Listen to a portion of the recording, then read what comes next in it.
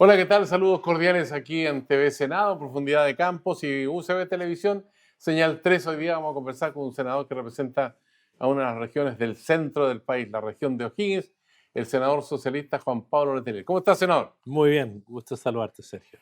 Bueno, aquí hay momentos de alegría, también de tristeza, de tragedia, como la ocurrida en la carretera en la región de O'Higgins, en Mostazal, San Francisco, Mostazal concretamente. Y hubo 6 personas muertas, varios heridos, con una línea de buses que había infringido todas las normas de seguridad.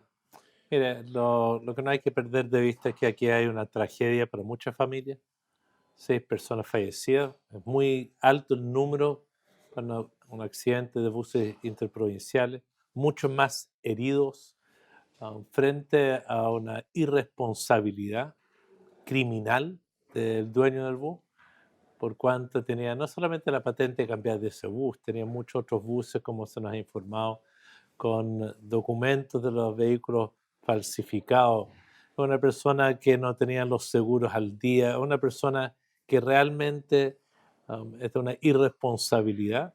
Y espero que el ministerio no solamente logre suspender el funcionamiento de la línea azul, como se le conoce, sino que también que se haga parte de todas las acciones legales para que esta persona, el responsable, sean duramente sancionados y que no sea solamente el chofer del vehículo que asume una responsabilidad, no solamente los mecánicos que puedan haber no hecho las mantenciones que correspondan, sino que los dueños de la empresa, que son los principales responsables.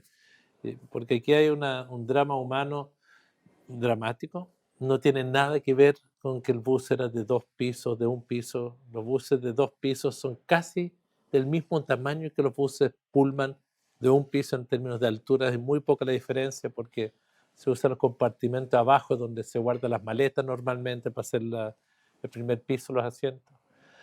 Aquí lo que hay es una irresponsabilidad del dueño de esta empresa y el gerente que tiene en sus manos una responsabilidad criminal, homicida, al menos de estas 6 personas. Uno de los testimonios que nosotros recogimos en la radio cooperativa decía que en las plantas de revisión técnica se llevan vehículos para obtener los certificados correspondientes y tienen uno solo. Una empresa tiene 10 vehículos, pero tienen uno solo que está en perfectas condiciones y ese lo llevan, ¿no? Con todos los antecedentes, digamos, y es aprobado y después le traspasan toda esa información a los otros vehículos para acreditarlo. ¿Cómo no existen, digamos, los resguardos que impidan que se cometa un fraude? Mira, lo cierto, aquí uno normalmente actúa de buena fe. Es el principio de la convivencia, actuar de buena fe. Aquí había una organización criminal, no nos engañemos. En el caso de la línea azul, yo tengo esa convicción en lo personal. Y hay personas que actúan con una actitud abiertamente dolosa, tratando de trampear el sistema. Como tú dices, pueden tener 10 vehículos, pero pasan uno, le van cambiando la patente a cada uno. Es cierto que muchas veces hay trabajadores en esas plantas que son cómplices de no revisar bien la documentación, de comparar la patente del vehículo con el número del chasis o el número del motor, porque eso es lo que está en el padrón del vehículo. Um, pero aquí hay gente que no se da cuenta del daño que pueden producir.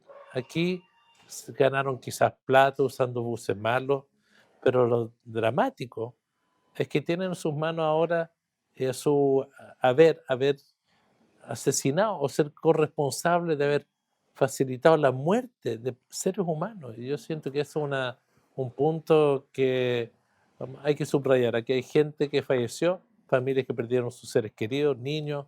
Es una cosa trágica lo que pasó en San Francisco de Mostazal en días recientes, en el Camino de los Lagartos, a esa altura, donde la tragedia va a marcar a muchas familias para siempre.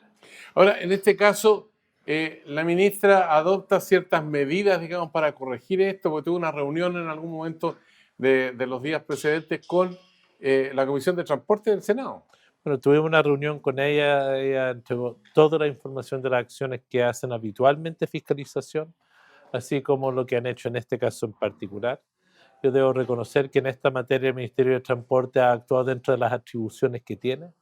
necesitamos darles más atribuciones para que cuando se detecte una irregularidad de cualquier tipo, puedan de inmediato quitarle el permiso a la empresa. Las normas actuales que están en un decreto, que es el 212, esa norma legal tiene que ser, más que un decreto, tiene que ser una nueva ley con mayores atribuciones para el ministerio y para los fiscalizadores. Y también tener no solamente un mayor control a las empresas, que es muy importante, sino también una mayor capacidad de los fiscalizadores que revisan a las empresas, porque hay mecanismos sobre control de velocidad, de sonido oportuno, de bloqueo cuando pasan cierta velocidad, que muchas empresas respetan, pero hay algunas, las menos, pero que causan tremendo daño y que alteran estos circuitos de seguridad. Y necesitamos que Carabineros y los puntos de los inspectores sepan cómo fiscalizar esas cosas que hoy a veces no conocen, yo diría, el detalle técnico lo suficiente para fiscalizar si lo han trampeado o no en ciertas medidas o instrumentos que están ahí para proteger la vida de las personas. Ahora uno se pregunta, fiscalizar, controlar, revisar, pero la otra parte nos dice, bueno, ¿y qué ocurre con la responsabilidad social empresarial? Bueno, es que ese es el punto. Mire, en verdad en nuestro país yo creo que son más de 70 millones de viajes, si no me equivoco la cifra, de buses interprovinciales al año que se realizan en Chile. 60 millones. Es decir, los chilenos nos movemos y muchos en buses interprovinciales. Pero lo cierto es que una tragedia te puede empañar todo el esfuerzo que se hace por hacer las cosas bien. Hay muchas empresas que hacen las cosas bien, no todas. Hay un tema que hay que apretar, que tiene que ver con respeto a los derechos laborales de los conductores para que no manejen más horas de lo que corresponde. Eso tiene que ver con ciertas máquinas de información que hoy con las computadoras Internet podría y se debería controlar de mejor forma. Pero hay siempre algunas personas que son con actitud o viven con actitudes dolosas, tratan de sacar la vuelta, que no tienen responsabilidad social empresarial. Y ahí necesitamos que la autoridad tenga capacidad, una vez que detecta una situación anómala, que esa persona o la empresa donde están esas personas o asociados simplemente no puedan operar. Esto no es un problema de sacarle una multa. Necesitamos en ciertas áreas del accionar público, donde está envuelto la fe pública y donde está en juego la vida de las personas, que ciertas personas que no sepan cumplir las normas, miren, no se les dé una segunda oportunidad. Yo creo que hay ciertos ámbitos donde no se puede jugar en el transporte público de pasajeros, no se debe jugar. Bueno, usted forma parte de la Comisión de Transporte y el Ministerio de Transporte y Telecomunicaciones, por eso yo quiero aprovechar de preguntarle, ¿qué ocurre con la conectividad? Porque hoy día hablamos mucho de Internet, que se viene el 5G, que eso es el futuro, que vamos a tener un cable interoceánico que va a ir desde Chile, va a pasar por la isla de Pascua, por Nueva Zelanda, va a llegar a China, a Japón, ¿no? Y que queremos asociar a Brasil y Argentina para reducir los costos, al Perú incluso también. Pero todavía tenemos acá un 4G que funciona en los grandes centros urbanos. Pero uno se va a la costa o al campo, en la región de O'Higgins, donde usted pertenece, donde el internet o la conectividad celular es malita, ¿o no? Mire, la verdad, esto del cambio de era en las telecomunicaciones es increíble. Para que la gente nos entienda, Sergio, esto de el 4G o el 5G tiene que ver con generaciones de tecnología. Antes uno hablaba por teléfono, por líneas. Después apareció esto de la comunicación inalámbrica. Después era la comunicación inalámbrica que fue generando la posibilidad de transmitir, además de voz, datos. Y después de la voz y datos tuvimos una cuarta generación, que es lo que tenemos hoy, que es voz, datos e internet, y las Imagen, fotos, video. imágenes. Y la 5G es la generación que viene posterior, y ya un movimiento, una cantidad de datos tan masivo que es la inteligencia artificial en nuestras manos. Y para esto nuestro país tiene un nivel de penetración de esta nueva tecnología muy grande comparado a otros países, pero las empresas que hay 5 empresas principales en Chile, 5 o 6 empresas, quienes no están obligados a coordinarse. Esta de la coordinación técnicamente a veces la llaman roaming, que uno pueda interconectarse con las empresas, porque efectivamente en regiones del norte del país, en el Huasco, o en zonas del sur como Aysén, o en la región de O'Higgins, en el secano costero, hay lugares que uno tiene que andar con teléfonos de diferentes empresas, porque en algunos lados tienen una cobertura y en otros lados tienen otra cobertura. Y estamos viendo en la empresa, en la comisión, dos temas. Uno es cómo obligar que exista el roaming automático a nivel nacional para obligar a las empresas a dar servicio a los otros si es que tienen las antenas ahí. Muchas tienen las antenas, porque muchas de esas antenas incluso fueron financiadas por un fondo de telecomunicaciones del Estado, pero no han cumplido una parte del acuerdo social las empresas a quienes se les subsidió para hacer parte de su inversión en zonas rurales, en zonas donde no vivía mucha gente para tener cobertura, pero ahora no comparten esa infraestructura. Y eso es uno de los temas que estamos conversando, que es muy importante. Y lo otro es que estamos abordando a las empresas con otra dimensión que es aún más importante, porque quizás los chilenos no nos damos todos cuenta de que esto de las telecomunicaciones se hace a través de las bandas electromagnéticas, algo que no vemos, porque está presente entre nosotros, y se le entregan concesiones de espectros de la banda electromagnética a estas empresas para mandar su información, sus señales. No pagan nada por su uso, pero hoy lo tienen acumulado, acaparado algunas, para fines que no está claro cuáles son, que probablemente sea más especulación. Hubo un fallo de la Corte Suprema en esta materia y tiene que devolver espectro una parte de estas concesiones que tienen algunas de las empresas y para hacerlo más democrático. Y ese es el otro debate en que estamos en la Comisión de Telecomunicaciones. ¿Por qué tiene que ver esto con la cobertura en algunas regiones? Bueno, porque se democratiza que más empresas puedan competir, dar el servicio y efectivamente evitar que una empresa tenga mucha infraestructura, pero no deje que otros que tienen otros planes, otras compañías, puedan recibir sus llamadas en ese barrio. Ahora, yo encuentro maravilloso, por ejemplo, que una vez que el 5G esté funcionando, se han hecho ya experimentos muy exitosos, por ejemplo, en China, donde uno puede poner en un pequeño computador el lugar donde va, ¿no? Y el automóvil solo, sin chofer, va hacia allá, porque es capaz de capturar todos los datos de los semáforos, las calles, los otros vehículos, las personas que cruzan, en fin, la dirección del tránsito. Todo eso está en una base de datos y opera a una velocidad fantasmagórica y permite que el auto transite sin conductor. O sea, eso lo encuentro no del futuro, sino del presente, pero me gustaría experimentarlo. Ya partió. Yo creo que a muchos nos parece raro esto que pueden haber trenes sin conductores, pero hoy hay muchos trenes automatizados En absolutamente. el metro, por ejemplo. En el metro en Santiago y ya ocurre eso.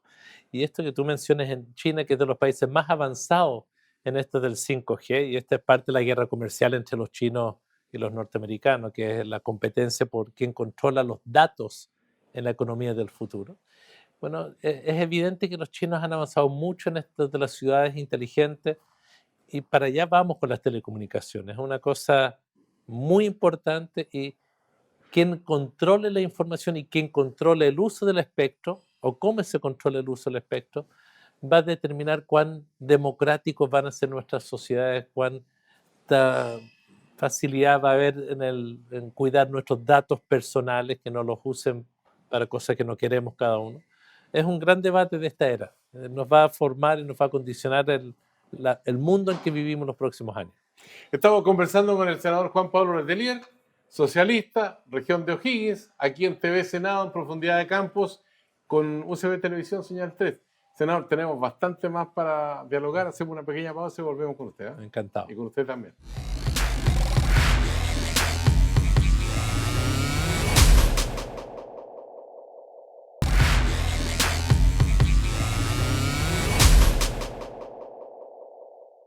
Ya estamos de vuelta aquí en TV Senado, en Profundidad de Campos y UCB Televisión Señal 3, para seguir conversando con el senador Juan Pablo Letelier, socialista de la región de O'Higgins.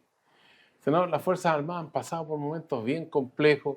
Tenemos varios comandantes en jefe que ocuparon responsabilidad en su momento, que hoy día están cuestionados por desfalcos multimillonarios. Pero al mismo tiempo tenemos las Fuerzas Armadas como un ente muy potente del Estado, y que ahora ha sido asociado por el gobierno en el combate al narcotráfico en un rol de colaboración. Y esta colaboración, la Contraloría dijo, bueno, ¿de qué se trata? Explíquennos. Y pidió al Ejecutivo que hiciera las correcciones del caso, finalmente las hicieron, y ya las Fuerzas Armadas están en condiciones de colaborar, pero hay ciertos parámetros. Para la opinión pública, ¿cuáles son esos parámetros y si a usted le parecen aceptables o no para combatir el narcotráfico? Yo creo que partamos de lo siguiente. Todos, espero, todos creemos que hay que luchar contra el narcotráfico. Hemos visto lo que ha pasado en muchas poblaciones, en muchas comunidades a lo largo de todo Chile. Sabemos que por Chile transita mucha droga que se produce en Bolivia y en el Perú. Y por ende, el combatir el narcotráfico, yo creo que ahí hay un consenso nacional que hay que hacerlo. La pregunta es cómo lo hacemos y si se deben o no deben involucrar las capacidades del ejército o las Fuerzas Armadas en general en la colaboración en la lucha contra el narcotráfico. ¿Y por qué está la duda? Porque en otros países donde ha ocurrido que los militares se han metido a esto, han habido muchos problemas. Cuando salen de su ámbito propio. Es por eso que esta conversación es muy pertinente. Lo que se ha conversado en la Comisión de Defensa, lo que está en el decreto que sacó el gobierno, es que las Fuerzas Armadas puedan colaborar en 3 áreas: transporte, logística y tecnología. Transporte cuando necesiten cooperación las policías, sea carabineros, sea investigación o el Ministerio Público, de facilitar de transporte punto a punto, en particular cerca de la frontera norte, cosa que de hecho ya existe. Ocurre, no es que no ocurra esa colaboración, hasta lo formaliza. Apoyo logístico desde donde alojan, donde toman rancho, donde se pernoctan, donde se quedan. Y lo tercero es donde está el área que quizás ha generado mayor duda, que es esto de cómo se comparte tecnología, qué significa eso. Lo importante que planteó la Contraloría es que la participación de los militares debe estar siempre subordinado a la autoridad civil. No pueden ellos invadir los espacios propios de las policías para colaborar bajo mandato civil con las policías. Yo personalmente creo que quedó bien el decreto en esta área. Vamos a tener que evaluarlo en un tiempo, qué ha significado en términos prácticos. Vamos a tener que discutir en el momento de la ley de presupuesto cómo se expresa esto, porque parte de esa tecnología que se comparte, porque el ejército o la Fuerza Aérea tiene tecnología que es polivalente, es decir, que se pueden usar para varios fines. Ellos tienen información de inteligencia residual, imágenes térmicas de lo que pasa en la frontera, y yo creo que esa información sí es útil para los organismos responsables del combate contra el narcotráfico. Y yo, en ese sentido, creo que la intervención de la Contraloría fue muy oportuna para evitar que se desviara a otros ámbitos más preocupantes. Ahora, ¿hay una forma de medir la eficacia de esta determinación? Es bien difícil. Es cierto que uno puede mostrar cifras de incautación de droga. Es responsabilidad de esta cooperación, es responsabilidad de aduana, es responsabilidad porque tienen agente encubierto. Es multifactorial la determinación de cuánto se incauta. ¿Vamos a poder reducir la cantidad de droga que entra al país? Yo espero que sí. Tendremos que evaluar y yo creo que no va a ser fácil la evaluación. Nos van a mostrar cifras buenas, estoy seguro. Nos van a decir que detectaron pasos ilegales de personas, pero veamos que si eso realmente logra detener el flagelo del narcotráfico que usa nuestro país tanto como país de tránsito como un país de destino de drogas para el consumo. Ahora, ¿usted no cree que las autoridades deberían dar respuesta, por ejemplo, de situaciones que son tangenciales, pero tienen que ver con lo mismo? Por ejemplo, hemos visto que han requisado una gran cantidad de juguetes en el barrio Make en Santiago, porque tienen pintura o componentes tóxicos que harían muy mal a los niños si llegan a jugar con Sí. ellos y a ingerir parte de esos juguetes. Entonces, bueno, pues esos juguetes por alguna parte entran por mar en container, o entran por avión, o entran por la frontera. Entonces, así como esos juguetes que entran prácticamente en forma clandestina al país, pero con un visado legal, ¿no? ¿Por qué no podría entrar la droga igual? Bueno, yo creo que eso sí ocurre. Y yo creo que nuestra lucha contra la droga, yo diría, cuando hablo de droga, a mí se me imaginan ciertos tipos de drogas, no todas, porque creo que hay algunas que hacen peor daño en nuestro país. Yo soy partidario que demos una guerra sin cuartel contra la pasta base, que está destruyendo a las comunidades. Y yo siento que ahí no tenemos una política integral y que si nos diéramos tomáramos una decisión más dura en esta lucha contra esta droga que es tan perjudicial y que daña a las comunidades, que daña a las familias, no solamente al enfermo que consume, sería probablemente más eficaz nuestro accionar. Pero es cierto lo que tú dices, no es en la frontera norte donde tenemos el problema solamente. El tráfico ilegal, sea de bienes, de juguetes, de tabaco, de cigarros que están falsificados o de drogas abiertamente, se produce a lo largo de toda nuestra frontera y para eso necesitamos, ahí hay otro tema que está pendiente, necesitamos mejor inteligencia. Los sistemas de inteligencia en nuestro país no son modernos, no son propios de un Estado democrático, no son eficaces, no tenemos la capacidad de reunir los diferentes sistemas de inteligencia o subsistemas de inteligencia que tenemos en nuestro país para efectivamente dar combates contra el narcotráfico, entre otras cosas. Esta norma que sacó el presidente, que es un poco más comunicacional, de la colaboración de las Fuerzas Armadas, más que nada en el norte, ayuda, sí. ¿Apunta a una dirección correcta? Sí, pero los problemas son de una magnitud bastante mayor y es que es fortalecer los sistemas de inteligencia para dar una lucha sin cuartel contra algunos de estos males que nos están destruyendo la sociedad. Yo en eso siento, no es que necesitemos mano dura, necesitamos conciencia de lo que nos está ocurriendo y la determinación de realmente erradicar ciertas prácticas. Ahora, cuando uno ve el rol de las Fuerzas Armadas, inmediatamente puede pensar también en los casos de emergencia, Oficina Nacional de Emergencia, Ministerio del Interior. Y tenemos una experiencia que muchos seguramente han olvidado. Por ejemplo, el 27F, la Presidenta de la República quiso abordar un helicóptero para recorrer la zona amagada por el terremoto que ocurrió a las 3:33 o 34 minutos de la madrugada. Pero no había helicópteros disponibles porque los pilotos estaban en Santiago y los pilotos no podían llegar porque la ruta costanera norte estaba cortada. Entonces dice, bueno, ¿cómo no pueden llegar? Y si aquí se trata de una emergencia nacional, si puede haber sido una situación de guerra que nadie la quiere. Y mientras tanto en Talcahuano, los submarinos pasaban susto, muchos barcos, entre tanto, fueron a parar a la plaza ahí más cercana en Talcahuano. Entonces, bueno, por otra parte, el comandante en jefe de la Armada estaba durmiendo, despertó y siguió durmiendo.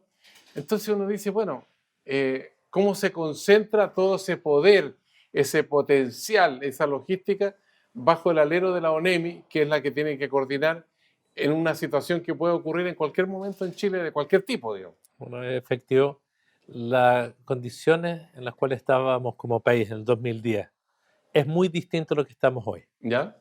Ha cambiado la ONEMI y con mayor razón estamos cambiando todo por ley el sistema de detección y de prevención de los riesgos y desastres en nuestro país. Nos estamos poniendo al día en la institucionalidad de acuerdo a los parámetros internacionales y de los países que tienen muchas emergencias. Chile es de los países, está dentro de los primeros 10 que más están amenazados por el cambio climático y en fenómenos de la naturaleza. Somos el país que tiene no solamente terremotos, tsunamis, ventoleras, tornados, volcanes, aludes, es decir, incendios, son una cantidad de Derretimiento de los fenómenos, hielos. tenemos fenómenos tan masivos. Hoy se está generando una nueva institucionalidad. Es cierto que en eso las Fuerzas Armadas tienen un aprendizaje producto de todos los errores que se cometieron frente al 27F en el 2010, donde ocurrieron las cosas que tú mencionas y otras más que probablemente no conocemos. Estas las conocimos porque están ahí en el tapete en primera línea. ¿Cuántas otras cosas no conocimos de lo que no funcionó en ese tiempo? No hubo comunicación interna en el ejército porque el Ejecutivo no lo había pedido, a pesar de que el ejército tenía una red De de comunicación. comunicación interna. O sea, ahí hubo muchas cosas, incluso en esto del CHOA, la información que le entregó el almirante que está en la zona de Concepción y Talcahuano al intendente era de que no iba a pasar nada. Entonces hubo errores humanos, hubo errores técnicos, hubo poca información, no se desplegaron bien los medios. Hoy yo creo que hemos avanzado en la nueva ley de la nueva ONEMI, por así llamarla, para que la gente entienda. Hemos discutido también sobre el rol de las Fuerzas Armadas, en qué minutos deben actuar, bajo qué mando, en qué condiciones. Creo que hoy tenemos protocolos bastante más avanzados y yo creo que eso es bueno. Y creo que hemos ido superando algo, Sergio, que es una realidad, porque hay mucha gente que todavía quedaron con dudas, desconfianza con las Fuerzas Armadas por las historias políticas del pasado, por la dictadura. Yo creo que esas cosas hay que dejarlas en su dimensión, pero no olvidar que las Fuerzas Armadas de hoy son otras Fuerzas Armadas, es otra generación. Los que son generales hoy eran adolescentes en los tiempos del golpe o más jóvenes. Es decir, las Fuerzas Armadas de hoy, en esta fecha, son una generación que tiene otra mirada institucional y yo creo que eso es algo de lo cual deberíamos sentirnos orgullosos.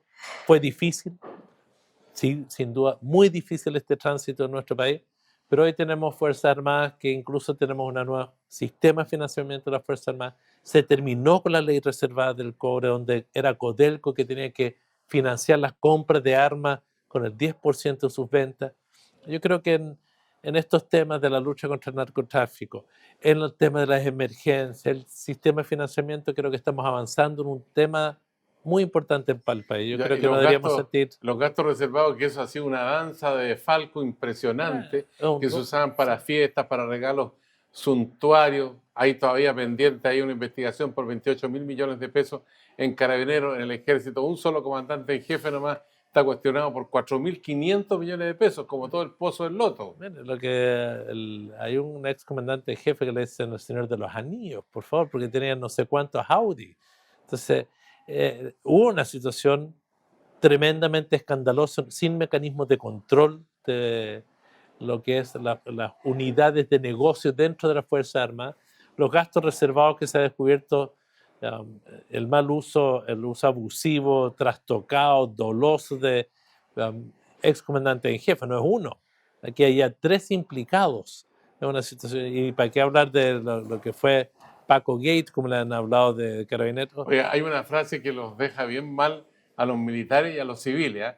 Porque los militares decían que hacían como que obedecían y los civiles, los que estaban en los respectivos gobiernos, hacían como que mandaban. mandaba. Sí, ¿Ah? lo he ¿Es así o escuchado. no? Mire, yo creo que hay algo donde Carabineros efectivamente actuó, al igual que el ejército en esta materia, ha actuado a la espalda de los gobiernos de turno.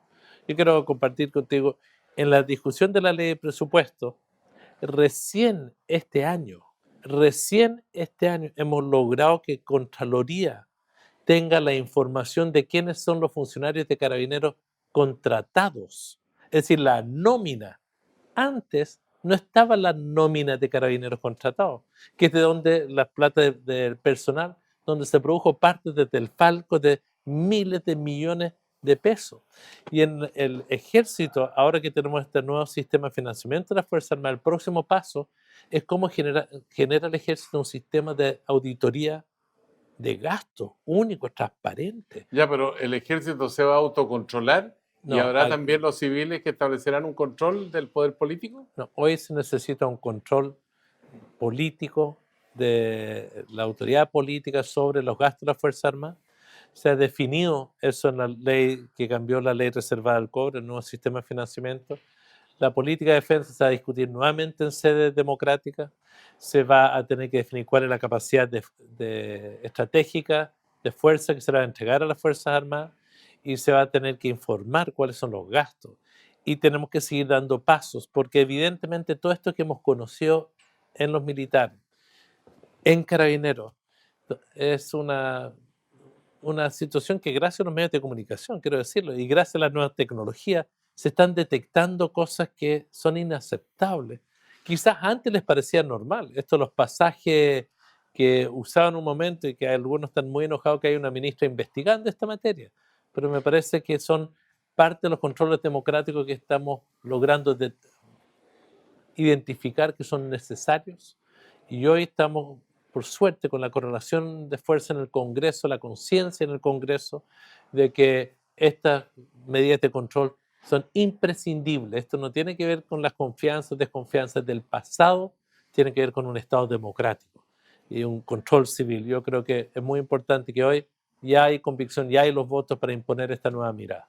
Se nos pasó volando el tiempo, senador Letelier. Muchas gracias. Volveremos este año a conversar nuevamente, seguro, porque nos queda todavía casi 5 meses a llegar a 2000 y esto funciona el Congreso hasta enero de 2020. Así es. Así que esperamos volver a conversar con usted.